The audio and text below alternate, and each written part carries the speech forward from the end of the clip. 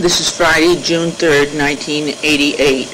I'm about to interview Fred Danback about his association with the Hastings waterfront. This is Mary Allison, who will be conducting the interview. Well, tell me a little bit about yourself to begin with. Well, I guess the best thing to say about myself is that I have an obsession against pollution. And it goes quite a ways back to when I was around 12 years old, I would say. Did you grow up in this area? I was born and raised in Yonkers on the first ward, right along the river. The riverfront was my playground. I really loved the river. And so much so that as I got older and then when I got married, I was concerned about my sons having the same use of the river as I had. In fact, I have a poem here about it that I had written. Swimming, crabbing, fishing, canoeing? Right, everything. And it was very disheartening to me to see industry taking away every available part of the river. Right to this day, there's very little access to the river in the city of Yonkers. And whenever there is a parcel of land that seems promising, such as the Kennedy Marina, right away somebody wants to come in and take it over. Our argument has always been, well, look, let's try to preserve some of this for the public. There should be two separate environments. One should be the city proper where people work for a living, and the river should be a place where they go back to the other environment and relax and enjoy themselves. But here you can't because it's just not available to them. Well, that's true in Hastings too, of course. Yes, it is. I know that. I'm aware of that. I remember the different arguments up there about the Anaconda property. Certain people wanted to do one thing with it, others another, and I think part of it became a cosmetic company for a while there, if not still. I think Revlon was it, or somebody was interested in it. I have never heard that, but I don't know. There's Hastings Associates. Right. And I think they manufacture some sort of plastic things. And then there's Paul Urick at the southern end, who I think does printing inks. But he's very fastidious, I understand. Well, you see, to exactly explain what I'm talking about, just recently, my organization that I'm very well involved with is the Hudson River Fishermen's Association. We have the Kennedy Marina up here in the northern part of Yonkers, and we wanted the city to develop it. So much so that part of the environmental award we received from the Exxon company was to be used for environmental upgrading. That gave us an opportunity to talk to the city of Yonkers and say to them, hey, look, we're willing to spend X number of dollars on this Kennedy Marina to help develop it. We can start by putting in a boat launching facility, which would then provide funds to keep maintenance going after we initially help you people out with it. And we could probably put in a couple of large swimming pools, 2 park sheds, maintenance trucks, and upgrade the property with landscaping or what have you, so the people would have someplace nice to go to. We had thought we had an agreement with the city completely in this end at a Friday night meeting where the city engineer and a few others sat down with us and they all agreed to go along with us on this proposal. Lo and behold, the very next day I had a telephone call at home saying, Fred, did you know that today's Herald-Statesman, the city has agreed to allow a restaurateur to put a floating restaurant at the Kennedy Marina? I said, my God, no. There was no mention of that yesterday's meeting. I said, I don't believe this.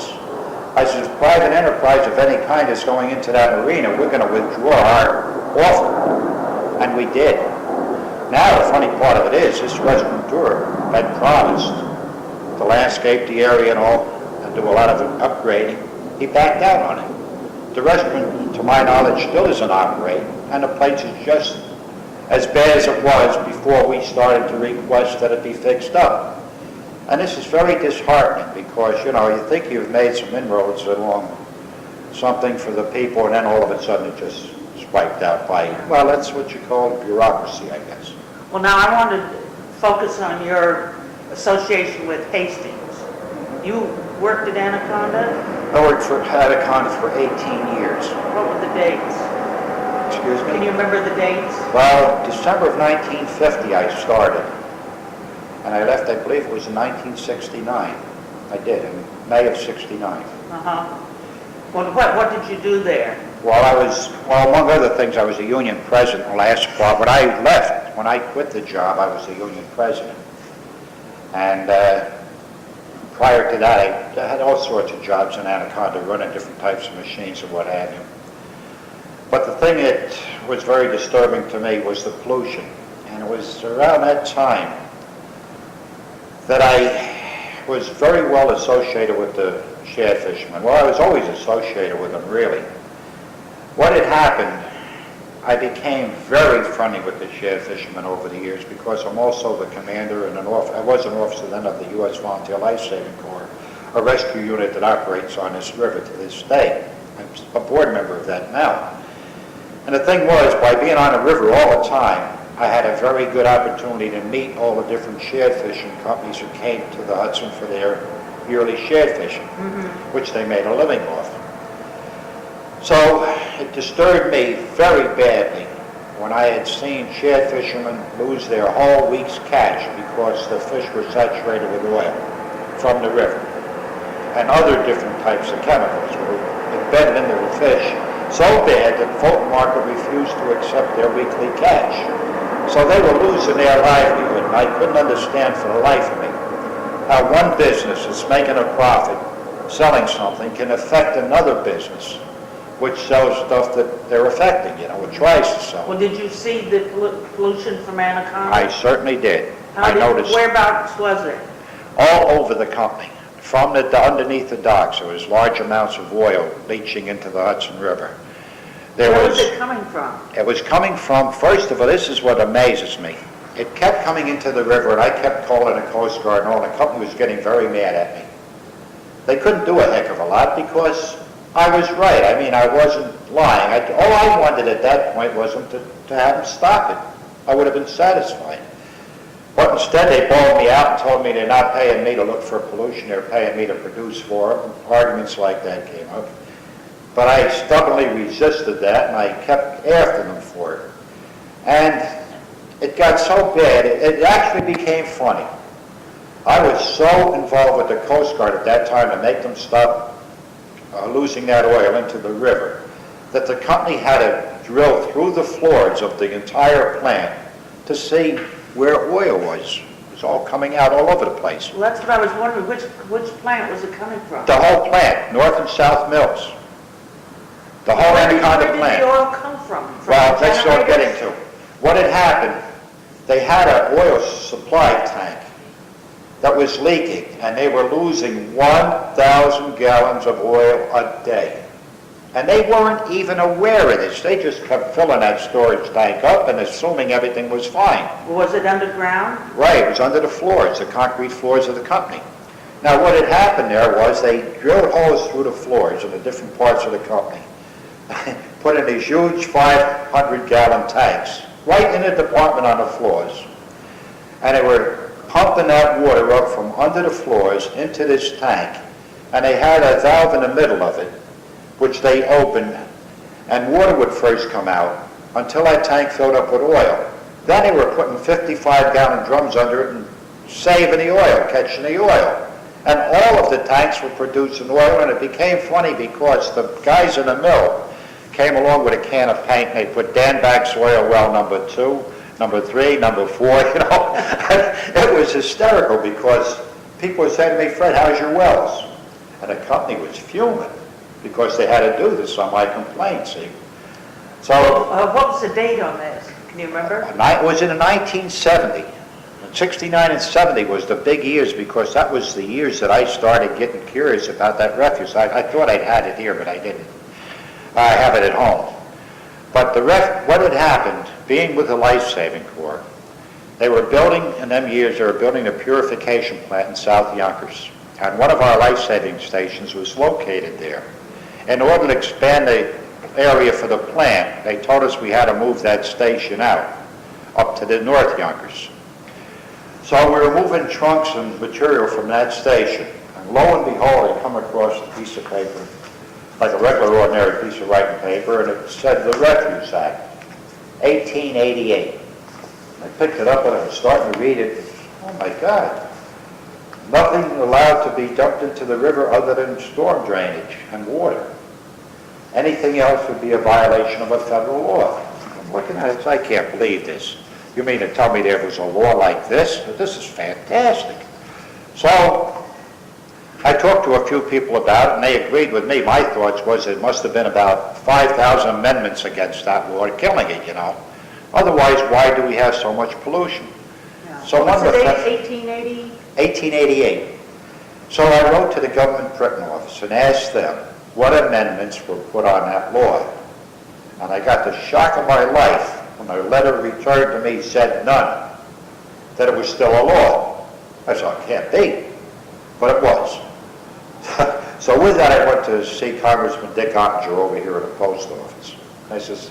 He says, what can I do for you, sir? I says, well, Congressman, I says, I have a problem, so have you. He says, what's that? I says, I want to sue Anaconda Wire and Cable Company for polluting the river. He said, on what grounds? So I showed him the 1888 Refuse Act. He looked at it and he started to laugh. He says, my God, he says, this is antiquated. I said, no, very much so. He said, it has to be amendments galore on this. Then I showed him a letter from the government printing office saying there were no amendments. He says, this is fantastic. He says, but Fred, you're talking about a company that has 11 companies in a chain. He says, that's a powerful company. He says, you can't really expect to win this. I said, why not? There's the law. He said, well, can't you find somebody smaller to pick on? I said, sure, Penn Central, they're leaking oil up there at Groton. He said, all right, let's give it a shot. So we made up these cards, and at that same year was the start of the group of fellas called the Hudson River Fishermen's Association. And one of the fellas that worked in Anaconda, Tommy Lyman, said to me, Fred, why don't you get in touch with these guys? They're just like you are. They want to see the river clean. So I did. I made a phone call and I joined with them. And I told them what I was trying to do. So we came up with a little card, bag of polluters card, and enforced the Refuse Act. With that, we did beat Penn Central and they were fined $9,500. Well, that was the Upper Croton Point? Right. Where the shop is up there? Yeah. So then, encouraged by that, we took on Anaconda, and they were fined $200,000. Not only What was the date on that? 1971, I believe. Well, the articles, let's see. We have here, I keep pretty well. He risked his job, took down the over troubled waters. Tuesday, May 13th, 1972. I was in all the papers, on television, everything. Boy. So we had quite a court case. But by that time, you had left Anaconda. I had to leave out in order for me, and I was married already, 2 children. In order for me to be able to take Anaconda to court, I couldn't be working for him. So this one day I was so fed up, in spite of the fact it was my bread and butter and security, I quit. I just quit because I was so aggravated that I had to have something done about this. So I walked into the manager's office and I said, I quit. I didn't even have a job to go to. My goodness. I mean, you know, I've been very obsessed. Pollution bothers me. And it's bothering me more now probably than it ever did because I see what's happening all around us. Well, tell me, was there more than oil that Yes, there Anaconda was. was putting into Sulfuric acid, and the worst pollution was not either the oil or the acid, it was the copper. That's what a man I talked to, maybe you know Andy Bannock. Who? Andy Bannock. Oh, sure. The watchman up there. Right.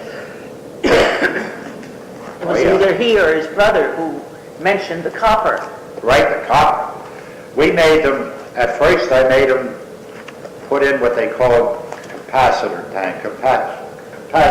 tanks to try to save this copper. And oddly enough, the company profited by that. The copper that they were able to drain off was sold to paint companies at a very high cost. Well, where did the copper come from? Well, when they were drawing wire in the wire mill, the wire rods came in and they were kind of thick. Yeah. Now, in order to make different size wire, it was drawn down through dies. And in that process, it would flake Oh, I off see, the scot the right. shavings. And that would mix in with the water and all, and then go right out to the river.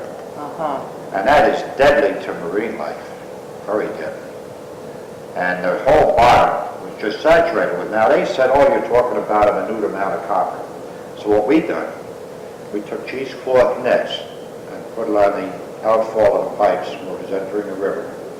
And we collected the copper and proved that it was no minimal amount. It was tremendous. Well, were the pipes close to the bulkheads, or were they They way were out? out at the end of the bulkheads, right? Discharging. Some of them were in where you couldn't see them. We had to take a canoe under there to find them. But I had schematics drawn up by the guys showing me where all the pipes were. I mean, The company didn't know I had it. the engineers in the company gave you blueprints? Right. And I knew where everything was being discharged. They didn't know that I knew this, but I did. Well, you had the maps, and then you went in with a canoe, and did you do Right, your own we checked every drawings? area out, and we found out where all the pollution was coming from. So when we went to court, we had pictures to prove and verify everything that we had to present, you know. And every charge, they were found guilty. There was no ifs, ands, and buts about it. They were just hit all over the place. And that was a big... Did they threaten you at all?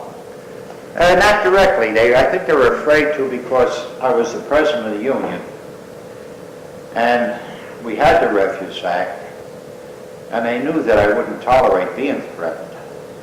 I mean, they knew me for what I was. I was just Yeah. aggressive, you know. Well, now, you must have had a good lawyer. No, I didn't have any lawyer when I started. What happened, the fellow that's now the transportation director you read about every day in the paper, Ross Sandler, was my U.S. attorney. Ross, Ross Sandler. He's the transportation director in New York right now. Sadler, S-A-D-L-E-R? Yeah, right. And he was the U.S. attorney that worked with me, and Dan Rizzo, who is now attorney for the Clearwater. It was Yeah, I another- heard his name. And then there was Gorman Riley. Well, did Ottinger Chess. get into it again? Excuse me? Did Dick Ottinger get into it again? Well, Dick Ottinger was very helpful all along the way. And Dick Ottinger was one of the people that was very interested in seeing a lot of this pollution cleared up. How about Peter Pizer? Pete Pizer was, well, come see, come saw, you know. He was and he wasn't. But we never got in any arguments with him, but Pete Pizer was not as good as Dick Ottinger was, that's for sure. I'd like to make copies of some of those clippings if you have a cupping machine around. Unfortunately, I don't. There are all kinds of letters here, my God, this is one thing that encouraged me. I get some very nice letters from all different kinds of people. This was from now when I left Anaconda, Bob Plummer was my vice president, a black fella. And naturally, when I stepped out, he became president. Then after my court case, he wrote me this letter. Dear Fred, congratulations. Several of us saw the show on Channel 13 Monday night and found it very interesting. It is reassuring to know that results can be obtained when people such as you expend time and effort to improve conditions for all of us. Keep up the good work, Bob Plummer, President. So that was nice of him to write me that letter. was. Well, how did the other employees at Anaconda feel There was about two it? ways on that. A lot of them felt, oh Christ, you're going to get us all fired, they're going to close the mill. You always have that threat. So you have to weigh that up against an environment that represents all the people. That's the way I felt. I felt this is their river, my river, your river, our river. My God, we can't let this happen. We've got to start somewhere and start stopping this. It's ridiculous. So with that thought in mind, I did get in a few arguments with some of the employees that said, Fred, you know, we got to work here. But I was willing to sacrifice that job to take these people to court. I not only risked my job during the fighting with them, I quit it to take them to court. And I mean, I had more to lose than anybody. I mean, if I couldn't have found another job, you know. But they were never laid off over it. I mean, the company paid the fine. It didn't even seem to bother them. Like petty cash. Well, did they stop it? Oh, yes. They surely did stop it. And I kept going back up there and checking to make sure they did. I kept going back up there. I How wanted did you them. do that? I just simply took a boat out and went up and kept checking their pipes. I kept going up there. In fact, the guards tried to chase me a few times, and I just laughed at them. They threatened to sink a boat I had up there one time by dropping copper pigs in it, and I just laughed at them. I said, "You do, and you're going to end up in court with the company." So they stopped all the pollution, the copper, the oil, the acid? Right. Was the acid from those tanks where they cleaned the wire? That's right. It was. This was a letter here. It says, "You may testify orally before the grand jury. We have time available on January 5th, 1972, and on January 12th, 1972, when you or other persons known to you have specific factual allegations, may testify before the grand jury. I will be out of the office between Christmas and New Year's, but will return on January 3rd, 1972. If you do wish to testify, for which you will be paid $20 plus transportation," which I never wanted, "please let me know by mail immediately. We should discuss these matters before you go before the grand jury. Please let me hear from you so that if there is hidden pollution of the nature you describe, we can begin investigating specific targets. Very truly yours, Whitney North Seymour, Jr., by Ross Sandler, Assistant United States Attorney, Chief Environmental Protection Unit." So that Now, how long did the case go on? It went on for about, I'd say, maybe a month or so. It was very fast. Yeah, I was going to say, I thought it had gone on for years. But see, while I was president of the union, we also bought the company Riggan Crisis, and they were fined $35,000 in each case there, too.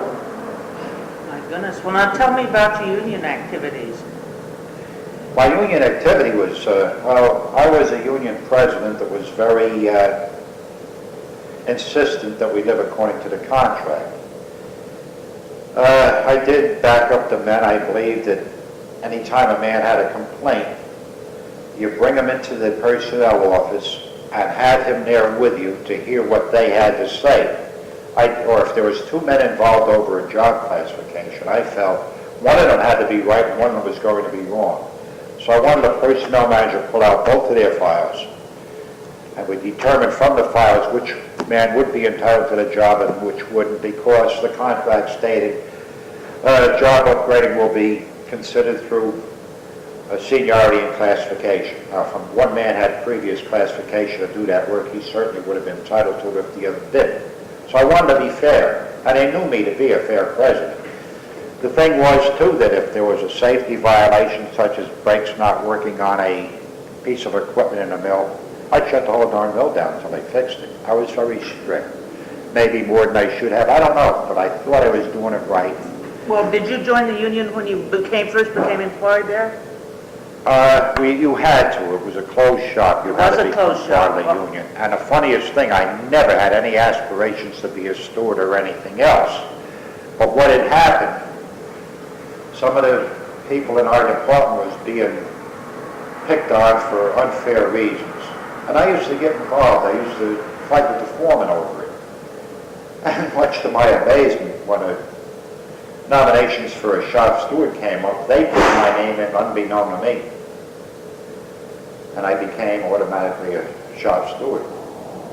Then along the course of the way, I got into a hell of an argument with the existing union president. That was really a flare-up.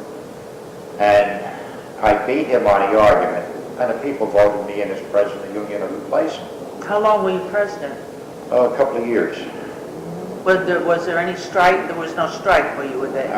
Not while I was president, no. We weren't looking. I didn't want to see any strikes. I don't like the strikes. People get hurt by them, you know. And I don't like to see a strike. I would rather try to resolve something. To hurt people like that is very hard, because you never make up when you lose in a strike. And one of the people in Hastings, they lived in Anaconda. It was family deals. An awful lot of families were in Anaconda. And to interrupt their way of life would have been a crime, my way of thinking. So that didn't, I didn't let that happen. I mean, we were able to prevent the strikes. We did. I guess there were some bad strikes, though, before. There was one that lasted 10.5 months. Yeah, well, that was in '67. I think John Frankovich was president and Johnny Lopez at the time. That was in 1967. Right, that was a big one. That was 10.5, that was a crime. 11 months, I think. You're right. But and then wasn't there one right after the war, 46, 47? Well, that's before my time. Yeah. I went there in '50. There was a strike then too, yes. But Anaconda was a good company to work for. I won't say it wasn't. The only thing was they had their feelings about the environment like everybody else did. They never expected to get hit with a law that was written in 1888. I never expected to hit with it until I found it. I found out it wasn't. Well, did they deny that they were doing it? Yeah, they did at first. And they thought that it was a joke, and what I had done at that point was really comical too. I took that copy of the refuse act that I found, and I had 500 copies of it made, and I posted it all over the entire mill, in every department. And they raised hell about that, but it didn't seem to bother me any. I just ignored them, you know. It was comical because I had some fights up there that you wouldn't believe over the pollution. And I told them, I says, look, tell them, clear it up and we've got no problem. But they just ignored me. Did it cost them a lot to remedy? Did it cost them a lot to? Oh my God, yes, I wouldn't know. I should think so. It must have cost them a fortune.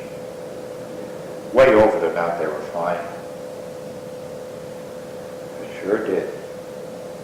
Just to pump that oil up on the floor, of course. I know, but if you said they were losing 1,000 gallons Well, they a day, were, and you know, I mean, oil was cheap then, but... When they found the break in a line and all and repaired it, I even said to him, you think he'd come back and say to me, thanks, Fred, for being responsible for us finding this loss? Or do you think they would have said to me, Fred, thanks for telling us to use capacitance tanks to reclaim this copper we're losing into the river, because we're making a beautiful profit on it? But no, they didn't. What an odd thing. After I had fined and everything, after all this was over, a year later, they called me up and asked me if I wanted to come back as a supervisor. Can you imagine My that? goodness. And I told them no. Well, what were you doing by that time? I took a civil service test for this parks department I'm in now, and I passed it. And I was put on a parks. And the funny part was, I think I may have it here. The funny thing was about that was that right after I passed the test, yeah, me, a real good guy, right after I passed the test for the parks and all, they were going to lay me off because I came out number one on a test, incidentally. But I thought that I was going to lose the parks job. And I was told on a Friday I was laid off, and I think the next day the Coast Boys Club was having a opening day. Yeah, that's what it says baseball. here. And I went up there and fixed the field for them, even though I was laid off. And they went and raised holy hell about it, and the city felt they better put me on, so they did. So that's how I got off. So you've been here ever since? Ever since, right? And I'm sure you like it a lot better than working in a factory. Well, city work is much easier. You don't have to count for 8 hours like you do in a factory. Civil service work is easy. It's interesting, and I like upgrading things. I do like landscaping and all. You like being outdoors? Right, I really do. And I have an acre and a half of my own now up in Putnam Valley, and I keep every inch of it groomed. I love that. In fact, I always kept this groomed here, but I ran into a problem here. I don't want to get into that because it involved the city, but the thing was, they got a little bit peeved at me. They wanted me to only work in this place 2 days a week instead of 5. And I was keeping the maintenance going all through all these buildings. We have the police youth division next door. There are 8 offices to be cleaned. There are 4 bathrooms in here that I kept sanitized. And I always kept these grounds manicured. But when I'm taken out of here 2 days a week, 3 days a week, Tuesday, Wednesday, and Thursday, I can't keep up with this place. And they don't seem to care. And it's not really right. It's all because of, in fact, they wanted to turn one of these buildings over, which the Scouts have, to be used as another city function. And I couldn't see them putting the Scouts out, and they wanted me to break the locks on the door of their room and move all their stuff out because I'm the maintenance man here. And I said, I won't do it. It's illegal for me to break in a room that the Boy Scouts use and evict them. I don't have that right. Yeah. And then the police commissioner agreed with me. He says, Fred, you're right, don't break those locks. But my boys from the parks got mad at me for that. And he's punishing me by not letting me stay here the full week anymore. It's his right to do that. I don't deny that. He is my boss. If he tells me I can't do it, I can't do it. So, that's where I'm at now. I think he's doing a good job as the Parks Commissioner and all that, but I don't think he understands that this place needs a full week's maintenance in order to keep it going like it should be. Yeah. But it's his right to do as he feels, so, But this here, Well, did the union get involved at all in this fight? they agreed with me, but they didn't get involved. They figured the kind of noise that I'm making was sufficient. They felt I was going to win the fight. They said if I did need support, just to notify Joe Kennedy International and they'll join me. They did agree with me. But I told them I didn't think I needed their support because I was already well involved with the U.S. Attorney's Office. Yeah. And I knew I had a Well, good you seem to case. have good documentation. Yeah, I did have. This poem exactly describes my feeling of why I'm obsessed with pollution today. That's so true, it isn't funny. It makes me wonder how I wrote it.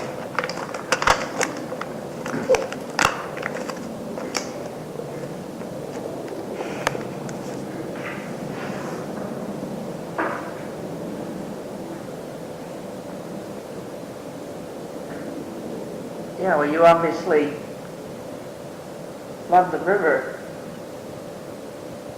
Do the boys your sons get to enjoy the river? My sons used to come to me and, hey, Dad, where can we go crabbing? I had to tell them no place was gone. The crabs are gone? No, the areas where we did crab from along the river. Well, would it be safe to eat Hudson River crabs now? Not right now, I don't think. Last year,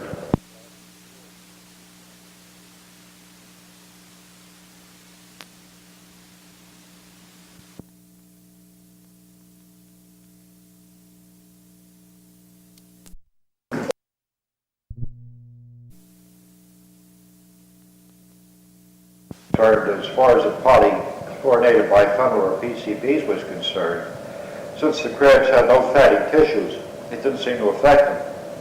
And from what I understand, up at the Constitution marches, there was a dioxin spill, and that did affect the crabs. So people were advised not to eat them. And I think that suggestion is still in force. Well, you will find people not only eating crabs on this river, but eels and catfish and everything else. And if you talk to them, it amazes me. I don't get in any arguments with them. I just try to advise them and then walk away. I wouldn't want to eat anything but shad from There was this a river. fellow up there catching eels just a couple of weeks ago. He had them in a bucket. I told him, I said, I wouldn't advise you to eat them. 5 parts per billion of polychlorinated biphenyl in that eel is dangerous. So we're getting readings sometimes as high as 78 parts per million. And it's known to be a cancer-causing agent. So, he says, I've been fishing in this river all my life. I've been eating the fish. I says, yes, but 1961 we found this chemical start to become very prominent in the water. And now it's dangerous. You people are all crazy. All right, I just walk away. So I'll have a good day, sir. I walk away. What else can I do? I know he's wrong. Shouldn't touch him, but they do. How about swimming in the river? Is that dangerous? About the what? Swimming. Well, right now, from what I understand, the coliform count, through our efforts, I'd say, largely, dropped from 6 to 3, which means it would be safe to swim. I talked to them in Jersey about that not too long ago, and they said they would permit swimming again if the beaches were maintained, but the cost of maintaining the beaches over there is very high. So now Where are there beaches along the river? there are 13 miles over there, and there's quite a few what they call West Pocket beaches. Like Twombly's, Hyler's Landing, there's different names for them. Alpine? In Alpine, go in both directions. There are little, like West Pocket beaches, and they're real nice. And that's where people used to swim when the ferries ran years ago. Right now, I am working with someone to try to bring up the fight again to restore the ferry service. Now, if that can be restored, then they can put the food concessions back, and the profits raked in from that could help maintain the beaches. It would all work together. Yeah. So we're going to try again. We tried once. This pier down here in Yonkers is in pretty poor condition. It's in very bad condition. I guess it's about 2 or 3 morning. years ago when I went out in the Clearwater.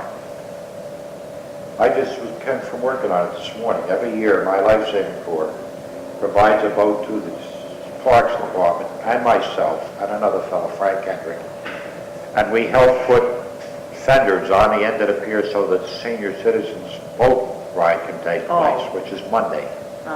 So we had to secure the front of the pier for the boat to come in. We do it every year. We've done it for the last 5 years. But the pier itself, we had to even repair the ramp this year because there was holes in it. Well, I remember seeing holes.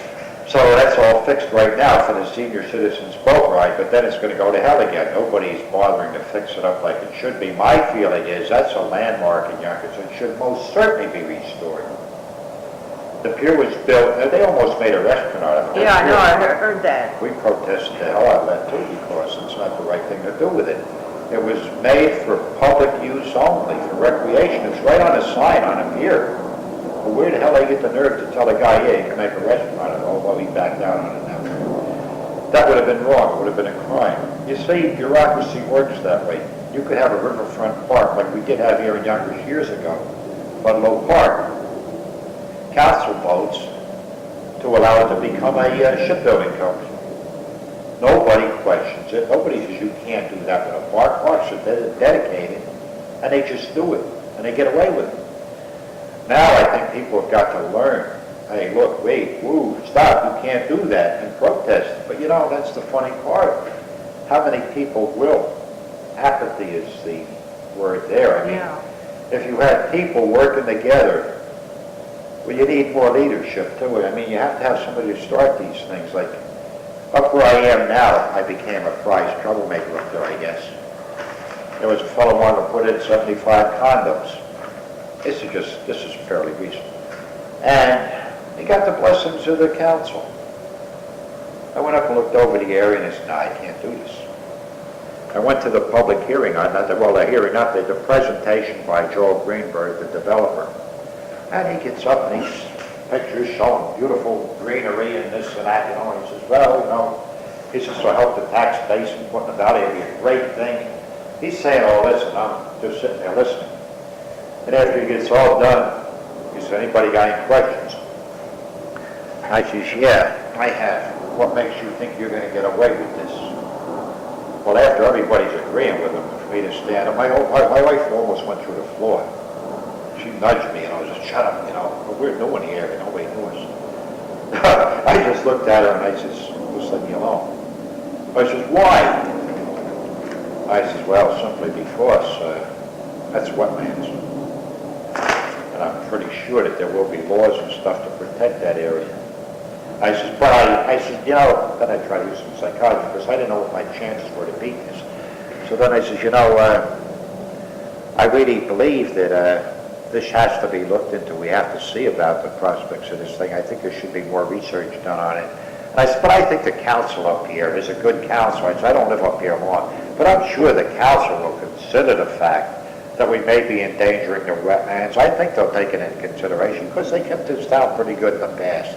I was just, trying to tone it off a little bit till I could find out more.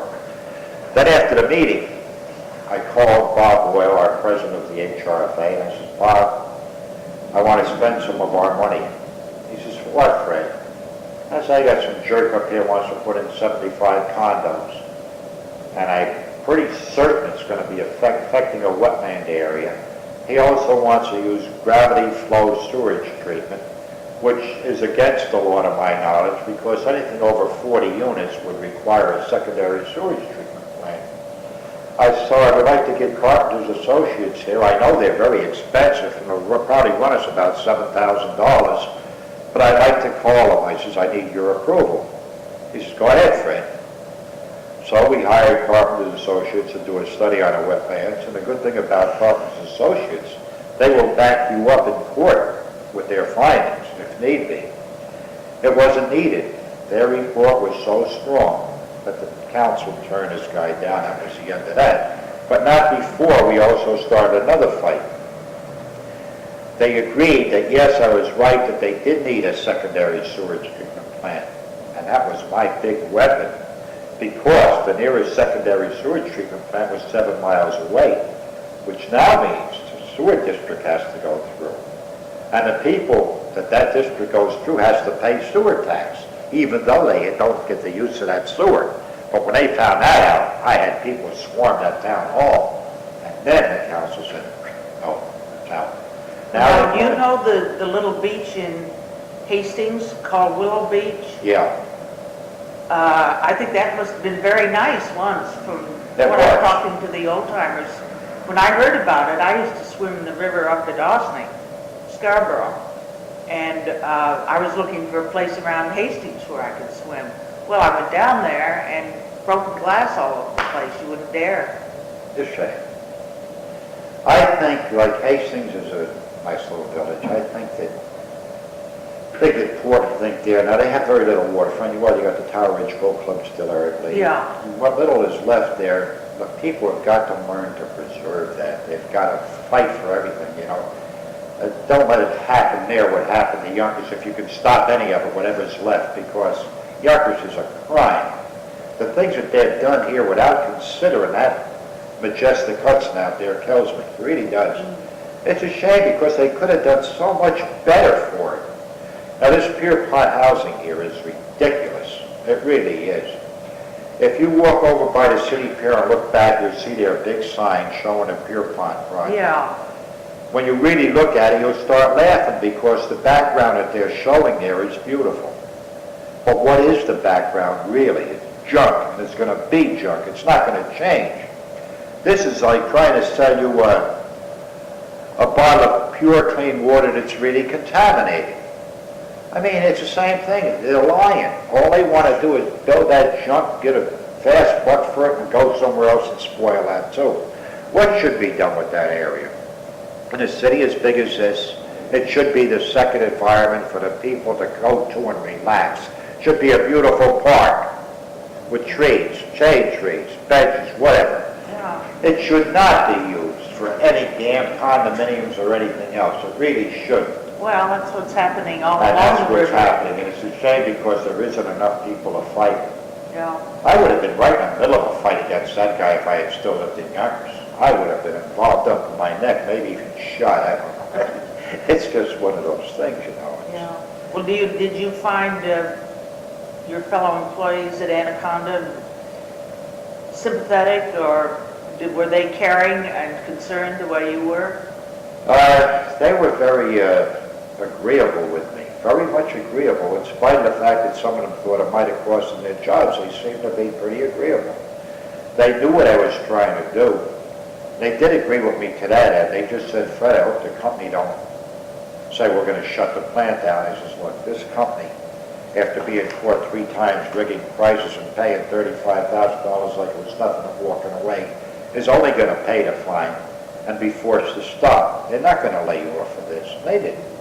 I mean, I was right about that. Well, the rigging of prices, I think that they had been caught rigging prices during the war. Yeah, 3 times they were caught during my time there. Really? So, you know, they weren't... Were they in cahoots with other wire companies? Excuse me? Were they in cahoots with other wire companies? I think so. I really believe they were. But Well, apparently, I have to look it up in the New York Times. there was a story going back about Anaconda and the Kelly family, I believe, that owned it, that were scrupulous. They blew a mine shaft, closed on people going back in history, you know, so they didn't have such a clean record. And that encouraged me, too. I figured these people just don't care, they, you know. Who was president at the time you were there? Or a fellow named, well, first it was Harold Omerod. Then it was a fellow Omerod? named Wessel. Harold Omerod. But he was good. I mean, I got along fine with him. Even while I was fighting the company, he agreed with me. Both of them did really, you know, but it was, I think it could have been a certain amount of psychology. I figured we better just humor this guy, you know. Could have been Well, that. they may not have even been aware of it. The They were president- aware of it. Oh, they were. aware of it. I made sure of that. Was the pollution visible from the plant? The oil was. The copper was, if you went directly over where the discharge was from the rod mill, you could see the red coming out into the water, the reddish color. The acid was not. That had to be picked up by study, you know. Yeah. But blue grow oil, sulfuric acid, copper, Sounds like enough.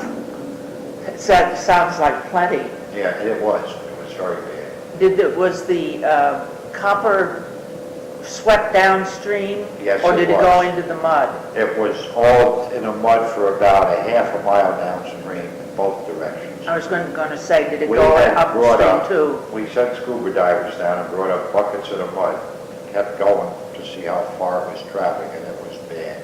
It's all over the place. It was very bad. It was bad like a vein of copper running up with the tide, vein running down, and a certain amount during slack tide that went straight out, which wasn't as heavy a volume, but it was there. And it's still acting on the river to this day. Is it? They didn't make them clean it up then? Not the river bottom, no. They didn't have, they couldn't, I don't think they could force them to do that. But, like this letter I got from the union president after I left, after I won the case. They congratulated me, so they were completely with me. There was no question about that. But I've worked with a lot of college students. This is from Mount St. Vincent College, thanking me for working with them. I've worked with quite a few colleges, and we've had coalitions here. As you can see, this was at the Kennedy Save the Hudson Coalition, involving many people. Clearwater was there. Clearwater is a good group. They do a lot of educational work. Oh, yes, I know kids. they do. Liz Sansalone is president of this chapter here. In fact, I've met her. I've got to get in touch with Liz to see if she wants to take part in this new program we want to start now involving a grant, bringing kids down from the schools, And we want to see if we can get this thing off the floor and get it started so that we can start working with the kids. This was a copy of the $20,000 check we received from the Anaconda. It's a copy of it. What did you do, get a percentage? They gave me $10,000 of that, and I took it and I bought cameras, a slide projector I have in here, and quite a bit of other equipment to help me fight other companies, zoom in lenses and stuff like that. And I kept receipts at home for all of it because I got very mad when I read this one, I think. Pollution Bounty Hunters. I was not a bounty hunter. The other $10,000, the $20,000 was handed to me. The other $10,000 I donated back to the Hudson River Fishermen's Association to start court action against General Electric for polluting the river. Up above. Right. But I've fined and been responsible for Ciba-Geigy getting a $9,500 fine. The bounty from that went right to the HRFA. All the others went to the HRFA, with the exception of one here in Yonkers Petrillo contractor, which I fought all by myself. A lot of time went into that, expense to me. And I received a $2,500 award for that, which I just kept for expenses or whatever. Yeah. Other than that, now, what did Ciba-Geigy do? Because they're inland, unless they have another plant. I'm thinking the one that's in Ardsley. What do you mean? Ciba-Geigy. Yeah, what about it? Their plant is in Ardsley. It's Yeah, not right. on the river. No, it's on the Sawmill River Creek. Oh, it's on the sawmill. And they had a 23,000-gallon oil spill that came down the creek and into the Hudson River. And we filmed every inch of it. And we had them so dead to rights it wasn't funny, but they finally admitted that somebody forgot to turn off a valve on their oil storage tank, and it just emptied wiped out all the fish and everything. How long ago was that? Oh, geez, that was about 1972, I guess. Has it cleaned itself up? Oh, yeah. They had to help clean it up. I know, as you probably know, Bob Walters and Oh, yeah, Bob John, Walters is they're- one of the ones I was talking about today and getting involved in this program now because he's energetic as all hell. yeah, well, he's good. working on the sawmill. I know he them are. is. He communicates with me on it quite a bit. Nepehan, neglected sawmill. Yeah, well, the sawmill looks pretty The whole old, series right? had Jenny Tritton do on it. I've been involved with this sawmill, very much so. Yeah, I think it's terrible the way the sawmill's deteriorated. We have pictures in our archives of young men canoeing and swimming on the Sawmill. Right.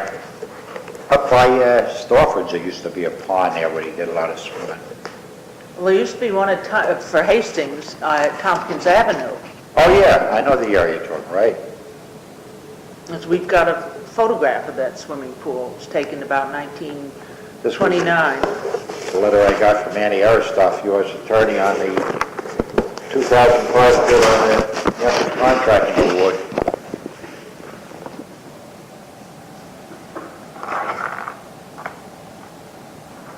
That took a lot of work and effort to get them. He was a tough nut because that man had donated all kinds of money to every politician going in order to get away with this stuff, you know. Yeah. So I had one hell of a job fighting. And after I won the case against Yonkers Contracting, which was tremendously big file here, so Yonkers Contracting. After I won the case against him,